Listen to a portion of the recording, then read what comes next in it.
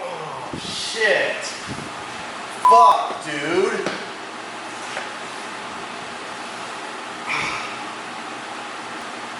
Damn. You ain't gotta go ride dirt bikes to get fucked up. All you gotta do is sit down right on the edge of your seat and let it roll out from underneath of you.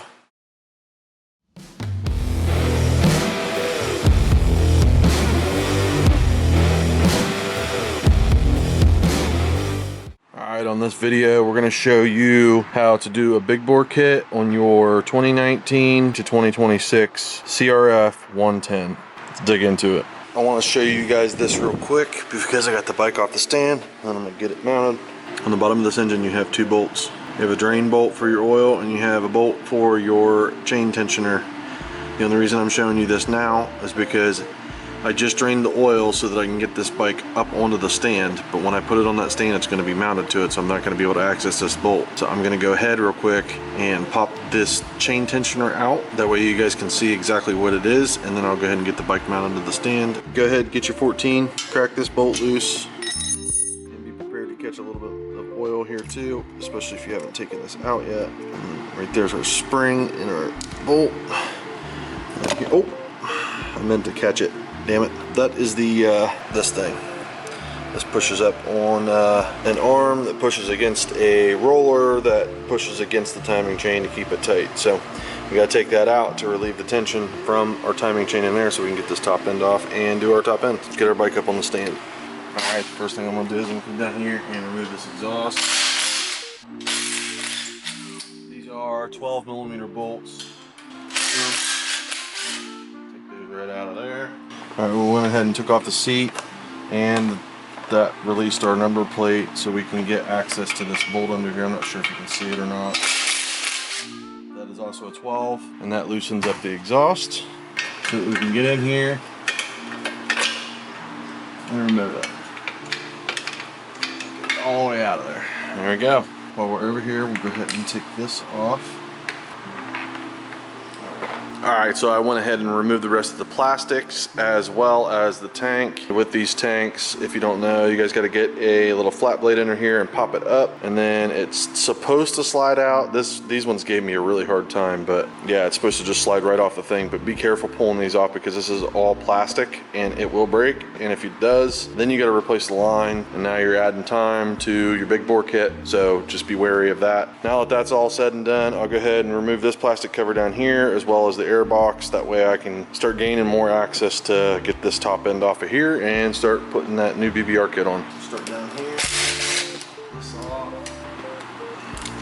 But you can see the back of my bald ass head. I'll go ahead and take out this 10mm bolt right here, as well as this 10mm bolt right here. And we have to take the coil off, which is these two 10mm right here, to gain access to this last 10mm bolt that's holding our air box on. Now we're going to take our Phillips JIS screwdriver and we're going to loosen up this boot. Pop this right off of the throttle body down here. Just like that. We have to go through and disconnect these. I try to keep them as in place as possible, that way I can put it back to stock.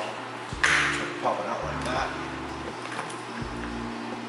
Pull this out. Undo this plug right here. There we go. Now we're left with a bunch of wiring and other stuff that hooks directly up to our head.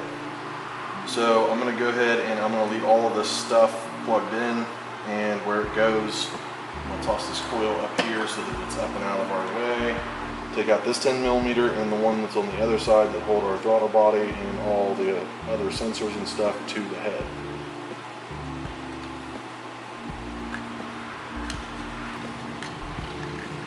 Alright, that gives us a lot more room. Okay. Now our throttle body is completely loose. So I'm going to go ahead and I'm just going to take it and push it right up here. I'm going to leave the bolts in it. That way it can just sit up here and be completely out of my way. So now that I got our throttle body tucked up in here in the frame and held up, now we got plenty of room to access all of this stuff. So we can go ahead and start tearing the engine down so that we can put our new top end on and get this back together. Okay, so the first thing that we're gonna do is we're gonna remove these. The stock one on this bike is a HW6, and this bottom one is an HW10. And then we're gonna turn this over until we find our top dead center. Now you don't have to do this, but definitely makes it a little bit easier when you're putting everything back together. So inside this hole, there are 3 lines, and you want to be lined up with the third one if you are turning it counterclockwise. So if you're turning the engine counterclockwise, which is this way, the way that it all spins, then you're going to want to line up the third line that you see inside this hole with the little notch that's right here. Kind of hard to see in there, but there is a little line right inside there. While we're here, we might as well just go ahead and undo this sensor so that we can get it out as well. The easiest way to do these is to just push it down with your finger and then use a screwdriver to get it started down here at the end, and then it'll come right out. And then no end then. That's all I want. We can go ahead and start taking our valve cover off. So over here with our valve cover, we got 2 10 millimeters. Go ahead and crack both of these loose. We're going to go ahead and separate our valve cover gasket from the valve cover itself. And we're going to remove this completely separate. Pull up down here and it should release the whole thing. Okay, let's turn this engine over one more time. There we go. Now it is at top dead center on the compression stroke. I was on the intake stroke. Now it's now that I got the valve cover off, you can see there's lines right here on this cam gear, and those are supposed to line up flush with the head. Yeah, so we can really start tearing into this engine now. We got our engine at top dead center. We got our timing chain tensioner out that we did before we even started doing anything, and you can tell because there's a lot of slack in this chain. We'll get us a 12 millimeter. We're going to go ahead and use our impact and knock this bolt loose. Now we can go ahead and pull our cam gear off of our cam, and then we'll go ahead and pop this out. Right down in there are 2 8 millimeter bolts, as well as the 4 head bolts that hold the whole head on, and then we gotta take the side bolt out. So first thing we're gonna do is we're gonna take these 2 8 millimeter bolts out on this side. Okay. Take them all the way out. Just reach right in there and pull them right out of there. Just 2 long 8 millimeter bolts. All right, the next one I'm gonna take out is I'm gonna take this one out of the side of the cylinder, which it goes straight through and it holds a little wheel in place. So there you can see it drop. We're gonna crack all of these loose.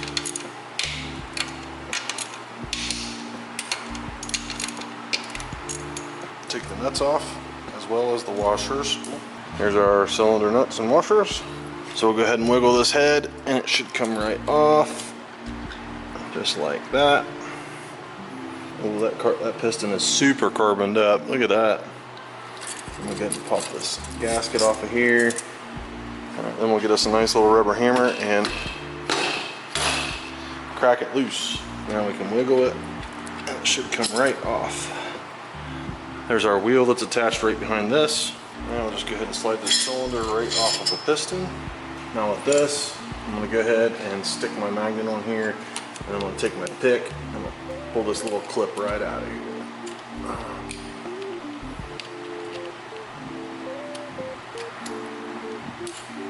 Like that. My clip stuck right to the magnet. Whoops.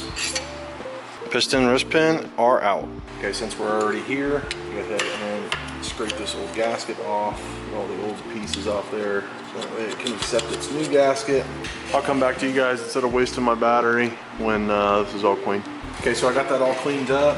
Used that to scrape the gasket off. Then I went through with some Scotch-Brite and just cleaned it all up and then wiped it down with a rag. And now we got a nice brand new surface for our new gasket to go to. This is the big bore kit that we're going to be using. It is a BBR Motorsports 132 CRF 110F big bore kit. It says made in China right here. So I wonder what that's about, because I thought this was an American company. And these are the components that you get in the box. I don't even know how much this kit was. The customer ordered it and brought it. There's the part number right here if you guys want to check that out and order you up one of these 132 big bore kits. I don't think they're very much. I'll check and I'll put it right here on the screen. When and before you are installing one of these big bore kits, one of the first things is going over it with some brake parts cleaner. Need a little bit of a recharge on the brake parts cleaner thing here. I like to go through and get everything super clean. See, look at that rag. See the dirt on it? You don't want to put your motor together like that. The next best thing would be going and washing it in soap and water, which I do that sometimes. I said do. I do that sometimes, but these kits, like these bikes already run great. I'm gonna keep wiping this shit, especially this surface right here. This is the most important surface.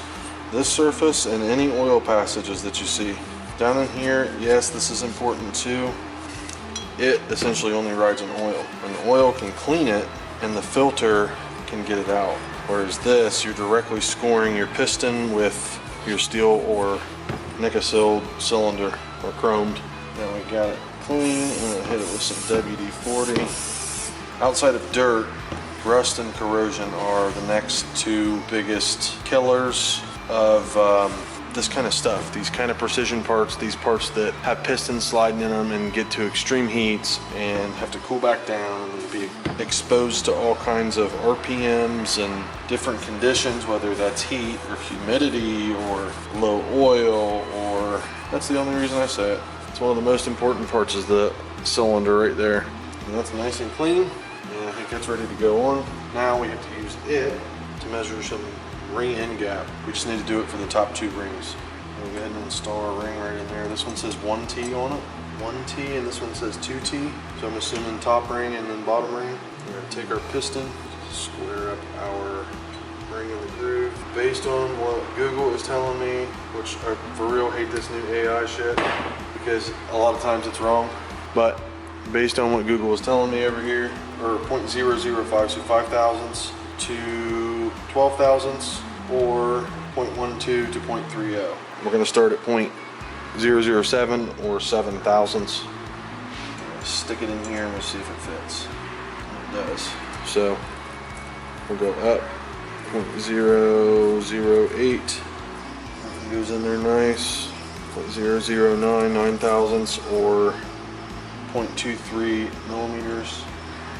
Let's try 0.11 and see if that fits. Ooh, that just barely fits. I think that's what our measurement's going to be. Let's try 0.12 and 0.13 just to be safe. Okay, 0.13 does not go in there without separating the rings, so that is right at the top of the spec as far as how wide they need to be, how wide they can be. This one's good. Our rings are good. Our cylinder's good. Now we just got to put our rings onto our piston and be ready to toss it back on the bike and get it going. Alright, so let's go ahead and put our rings on here. Find your first ring. It's the oil expander ring. I don't think it really matters which way, like if this is up or down, this diagonal in here. I always just face it up. And then I put this at the exhaust side. You don't want it to overlap. You want it to sit next to each other. Then you're going to take these two thin ones that we did not measure, and then we are going to the bottom of this oil expander first. So then we're going to put it on there like that. We're going to walk it around. Make sure that we're going over that oil expander and then going under it. Take our other super thin expander ring. We're going to put it on the other side. So that one's on this side. This is the exhaust. This is the opposite side. So this one's going to go on top. So we're going to put it in the top just like that and then walk it around like this. And it'll pop right in its home right there. I think I'm going to change the way that I did these. I'm going to move this end gap over to here on the front side by the intake side. Okay, so these are the placements where I'm going to put these rings. Based on what BBR said, they are the black ring that you get is going to go, it's going to go right here in the second slot. And you can walk it around too. Put that right into its home.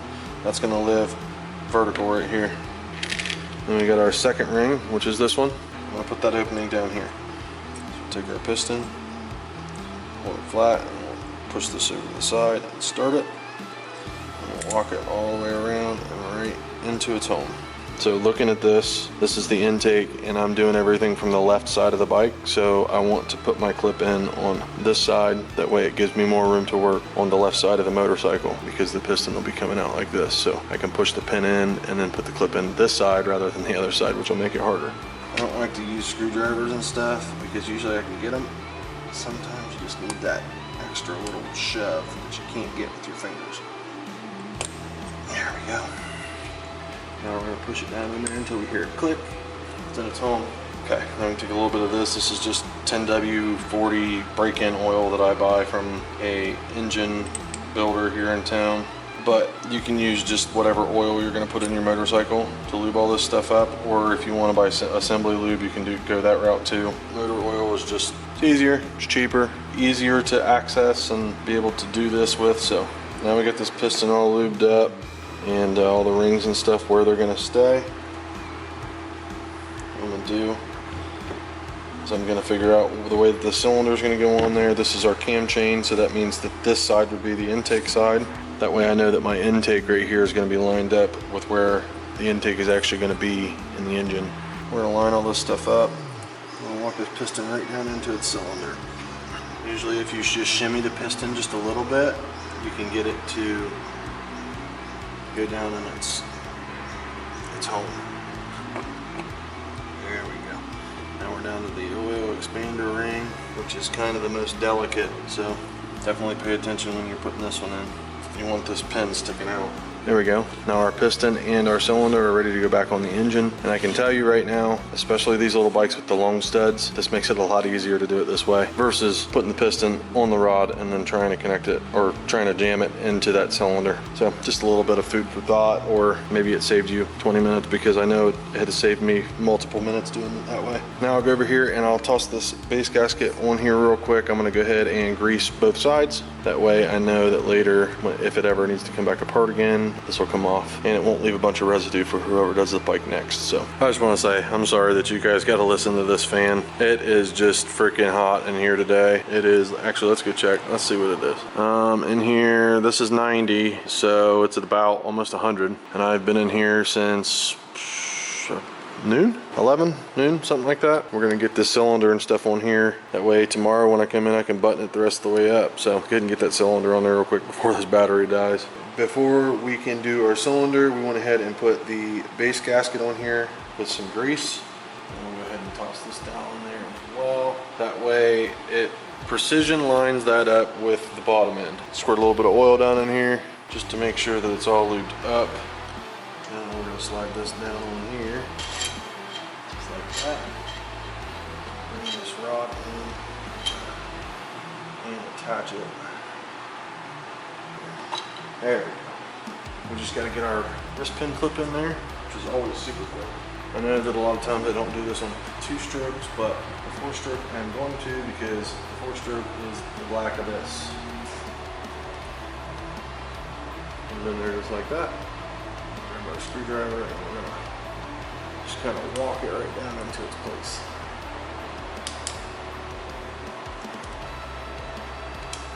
There we go. Get it click right down in place, and she is good to roll. Go ahead and do this while the cylinder's still up. Slide the piston up in the cylinder. Oh no! I fucked up. Okay. I know that my camera's about to die. I also wanted to say too, this sensor right here, you have to pull this off your other cylinder. It's a 17mm bolt, so just crack it loose, pull it out, make sure you keep the crush washer on there, move it over to this cylinder and tighten it back up, and then this cylinder will be ready. My camera's about to die, so I'm gonna go ahead and just get this put back together. That way I can go home for the evening because it's late, and at least get the cylinder on there. That way I can come back tomorrow and we can do the head. All right, it's the same night. I couldn't help myself. Okay, so I'm pretty much back where I was just a minute ago. I just got the piston back into the cylinder, and we're gonna go ahead and we're gonna slide this cylinder right down into its home. I'm actually going to go ahead and put this in here. It goes in here like this with the KWB on the front. The only reason I'm doing this right now is because I can get my finger in both sides and get it lined up so that I can tighten it later. There we go. All right, then we'll grab us a rag. Wipe any of this excess oil off the top of the piston. And that is where I'm gonna call it for the night, and I'm gonna finish this tomorrow. So I'll catch you guys back here tomorrow. All right, so we're back here for another day of fun. We're gonna go ahead and finish up the top end on this 2024 CRF 110. We're also gonna be working on this again, which should be coming up in a future video here soon. So make sure you stay tuned for that, because I've done quite a bit of work to this. So that's gonna be coming up soon. This video, we're gonna stay tuned on this. We're gonna get this head back on there. So if you guys clicked on this video to watch me do a big bore kit on this CRF 110, tell me down in the comments, what exactly is it about my video that made you click on it to watch it? I'm just trying to find out what attracts people to my channel and makes them wanna watch the stuff that I do, because I just wanted to find out from the people who are actually sitting behind the screen watching this, what is it that made you click on my video?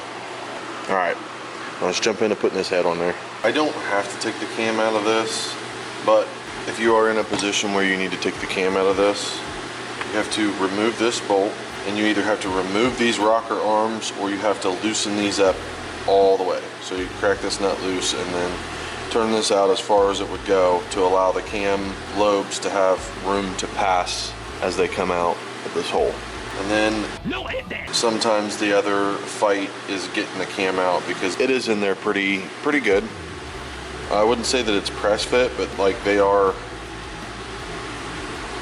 in there pretty good. They fit pretty tight. You would take the bolt that goes in here originally, thread it all the way down in here as far as it'll go. Little gap right there gives you enough leverage to get something like this in there. I haven't been asked on YouTube yet, but I have had friends ask, why do you got that piece of rubber out there? And it's for doing things like this. If I'm gonna put this in here, instead of being metal to metal contact like it is like there, I can move my piece of rubber up so that I don't like metal to metal contact unless you have to. And sometimes you have to, and the metal to metal contact is gonna be right here. And you can pry out on it, or you can stick like a little piece of wood or something in there to get a little bit more leverage and pop that cam out of its spot. It works really good. It's just an old air hose, and this is a piece out of it. So I hope this helped somebody. Just leave the spark plug in it, and then I'm gonna take this, which I know there's gonna be a lot of people saying this is not what you should be doing to a head, but I've had this cone for a long time, and it's always spun the same way, and it doesn't mar anything up, I can assure you. I'll show you when this is all done, and then you'll see.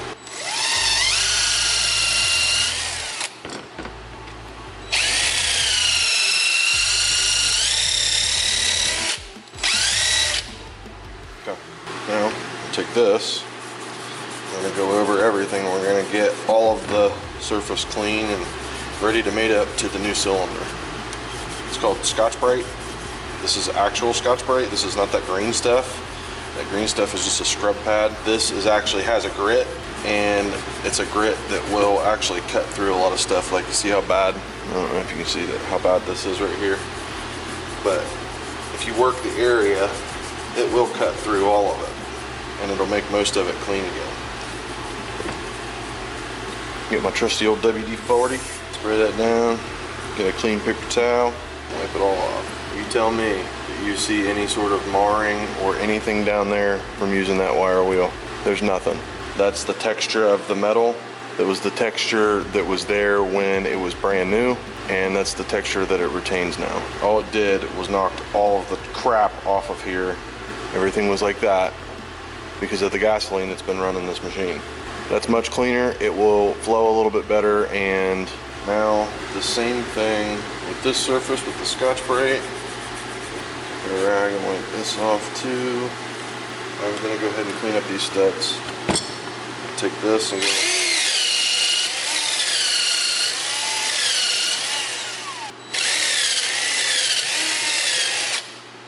Okay, I think that's good enough for the exhaust port. We just want to get these studs cleaned up a little bit. And you don't even got to make them look new. Just want to get the dirt and stuff right out of the threads. First thing that I'm going to do here is, you can see that this hole and this hole are obviously bigger, so they're going to get our dowels. I like to take a little bit of grease, that way they come out next time. Some people use anti-seize, you can use whatever you want. I don't think it really matters. Just something to lubricate them, make them go in easy, and to make sure that there's minimal water water or moisture allowed to reach the bottom of these. Both holes not right. Okay, gotta go that way then. So tab up on your head gasket. All right, so point your tab up, put that on there. Now, go ahead and slide our head on there, feed our chain up to the camshaft area. Stick that right there on our cam. There we go. Tighten these down by hand. There we go. And don't forget these two. These two go down here in this hole. One on the bottom and one on the top. Just use an extension with an 8mm and stick it down in there and tighten it down. I don't know why, but my camera shut off. Right now I got my torque wrench set to 10 foot-pounds, but I'm just gonna go around here and just tighten them up evenly. Like this one, like it's already loose again. Just to kind of seat that head gasket. There's 10. And we're gonna go up to, do it right at 16. Don't forget to relieve your pressure from your torque wrench. So that's all said and done. Now we'll go down here and make sure that we are on the third line, which is the top dead center. There's two lines in front of it, and then there's that line right there, and you line that up directly with the notch at the top. Now we can take our cam gear, fit our cam gear right in here. These two lines parallel with your head, so that one's out.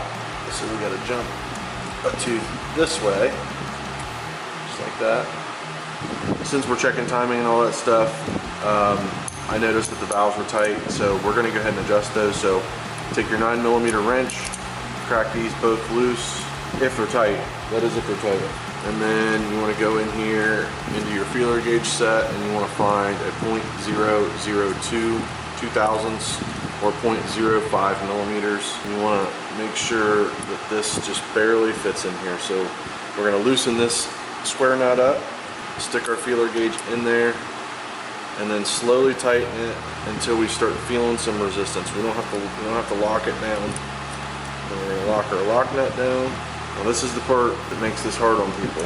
You put your wrench on there, and then you need to grab a pair of pliers, whether they're needle nose like these or another pair, and you need to hold that center real tight and don't let it move while you're tightening that up.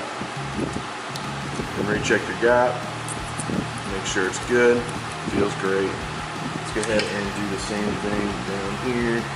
Open this up and then stick our feeler gauge in there until she's just barely tight. And tighten our lock nut down by hand.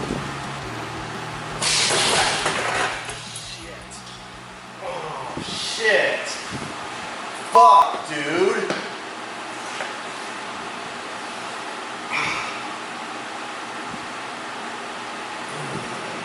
Fuck.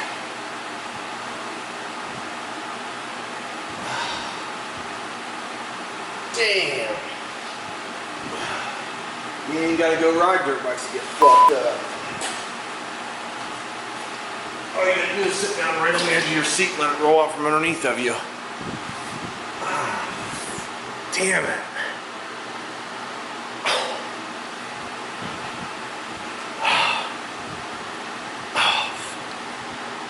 Damn, that sucked. I know when I watch this back I'm gonna be laughing, but man, that fucking sucked. Alright, let's finish our valve adjustment. Okay, we got that right where we need it, I guess. We'll stick our 10mm. Man, I can't even do it. I can't even talk right now because my freaking back and my elbow hurts so bad. Anyway, we're gonna try to stick this, we'll stick it on over here like this, that way we can grab this with our needle nose and hold it super tight and tighten that 9mm wrench up, 9mm bolt up. Now we can take our feeler gauges, stick them back in there, they feel great, just a little bit of drag. Okay, so that's perfect. And now that we've adjusted the valves, that'll work. We'll go ahead and pull that bolt back out of there and toss some Loctite on it real quick. Get us a little bit of blue Loctite. Jam that baby in there. I'm just gonna give that a couple ugga-duggas. You don't need to overdo it. I didn't even move the timing, so. Okay. Everything looks good. Dump just a little bit of oil down in here on that cam and on the roller since we wiped everything clean. That way everything's got a little bit of oil on it when it starts up.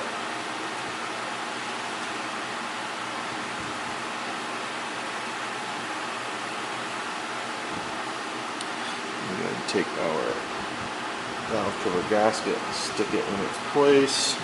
We can grab our valve cover with our valve cover alignment dowel and make sure that it goes between the seal and down into its home.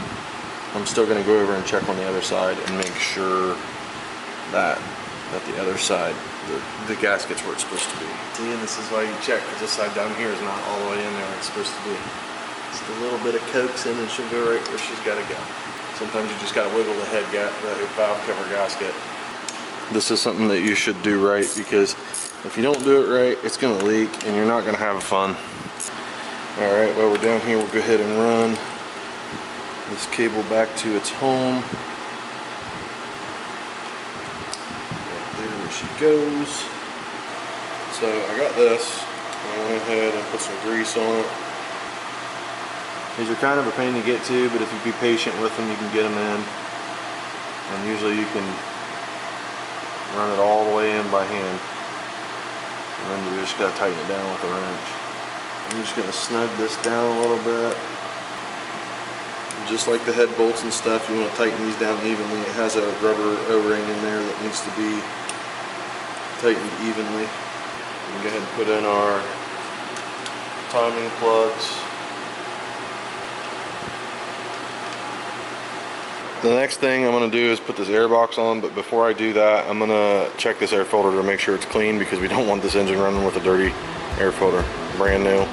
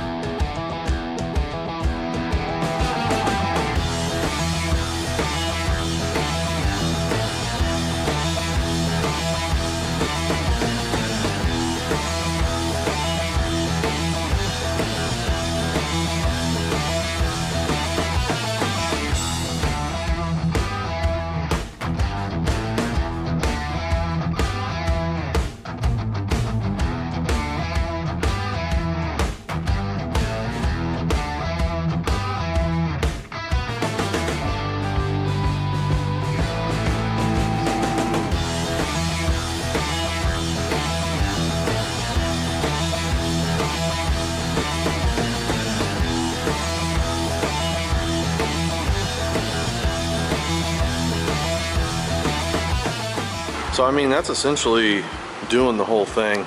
I'm gonna go ahead and throw the rest of the plastics back on here, and yeah, I guess I gotta wait for the customer to get here because he ordered the ECU for it, which the ECU goes down right here. I went ahead and taped it off so it didn't get dirt in it. But he has the stock ECU that's been flashed for all the parts that he's done to this bike. So you're gonna need one of those if you're gonna do any of these kind of upgrades, because anytime that you add more CCs or compression or any of that stuff, you're gonna need more fuel, and that's just the name of the game. And with these fuel injected bikes, the only way that you can get more fuel with it is to send your stock ECU out and have it tuned, or buy an aftermarket tuner that is either already flashed, or that if you know what you're doing, you can flash it yourself. I'm gonna go ahead and get the plastics tossed on here, and then I'll come back to you guys. I got all the plastics back on, and I wanted to show you guys one of the most important parts of this that you cannot forget when you are done taking your bike off the stand. You have to put this back in so that you can tension your timing chain. So that's a little bit of engine oil right here on the shaft, right there. Only 14 millimeter, not with a lock washer under here. Crack that piece, pull this out. You're probably gonna, well, maybe not. And you take this, stick it right up here in the hole. I'm gonna need two hands to do this because it's gonna fall back out. I'm gonna stick the spring back up in there. I'm gonna put the cap on the end of it and tighten it down. Then you just tighten this nut up, and we're good to go. Now we just gotta add oil in it and put the new flashed ECU on there, and she's ready to rock and roll. Give her a good heat cycle, and then I think the customer's gonna take it home and do another heat cycle tomorrow morning. So plans on racing it this weekend, so I guess we're gonna see if it holds up. All right, got her finished up.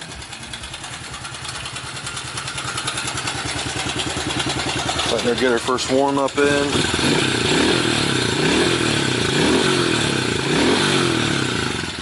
Gonna take her for a ride? All right, he's getting the first ride in on it.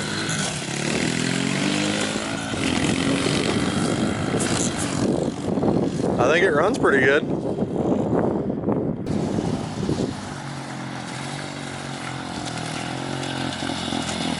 Does it seem faster? Yeah, it's definitely faster. Hell yeah, good deal.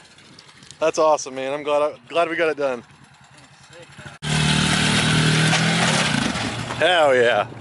Rode her right up in there, bud. That's what's up, man. Give me that ball. You go get that ball. Go get that ball. I just want to jump on here and give you guys a little bit of appreciation and let you know that I'm not going nowhere. I'm not going to stop doing this. Sometimes it might get a little bit sporadic, but I'm always going to be here. So if you enjoyed today's video, whatever today's video is, make sure you hit that subscribe button so that you guys can stay tuned for any of the future stuff that we got coming up on this channel. Hit that like button because it helps us out more than you can possibly fathom. And if you guys would like to support us even further, head on over to BraapBoyz.com and pick you up some cool merch. Make sure that you use code HOMIESGET15 at checkout to get 15% off your entire order. And I'll catch you guys back here next Sunday, 6 p.m. Eastern on the Braap Boyz YouTube channel. Later.